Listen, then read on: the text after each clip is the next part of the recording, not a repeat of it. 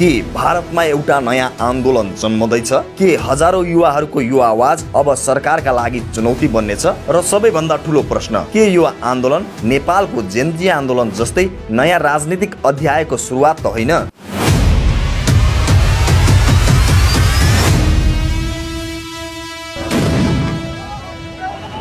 संसद हो, फाड़ दिया जाएगा। नरेंद्र मोदी देश के प्रधानमंत्री बने रहने के लायक नहीं है। नारी शक्ति जिंदाबाद।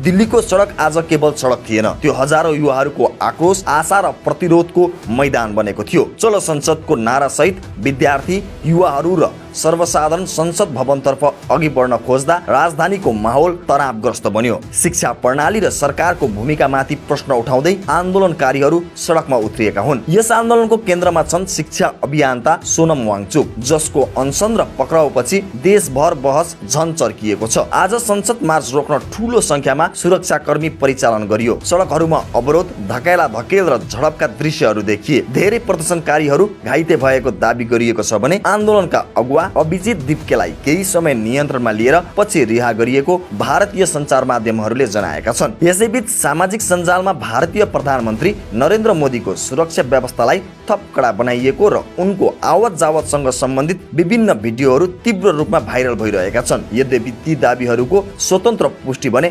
भइसकेको छैन। तर अहिले भारतमा सबैभन्दा धेरै सोधिएको प्रश्न एउटै छ, के यो केवल विद्यार्थी आन्दोलन हो कि यसले भविष्यको राजनीतिलाई नै नयाँ मोड दिनेछ? नेपालमा पनि इतिहासले देखाएको छ, जब युवाहरूको आवाज सडकमा गुन्जन्छ त्यसको प्रभाव सत्ता परिवर्तनसम्म पुग्न सक्छ। त्यसैले धेरैले अहिले यो आन्दोलनलाई केवल एउटा विरोध कार्यक्रमका रूपमा होइन, सम्भावित ठूलो राजनीतिक संकेतका रूपमा पनि हेर्न थालेका छन्। के सोनम वाङचुकको आन्दोलन भारतको नयाँ अध्याय बन्नेछ कि यो आन्दोलन पनि सडकमै सीमित हुनेछ? समयले जवाब दिनेछ। तर आज दिल्लीका सडकबाट उठेको आवाज अब भारतभर सुनिन थालेको छ। आन्दोलन रोक्न सकिन्छ? प्रश्नलाई होइन, भारतको यो आन्दोलन कहाँ पुग्छ?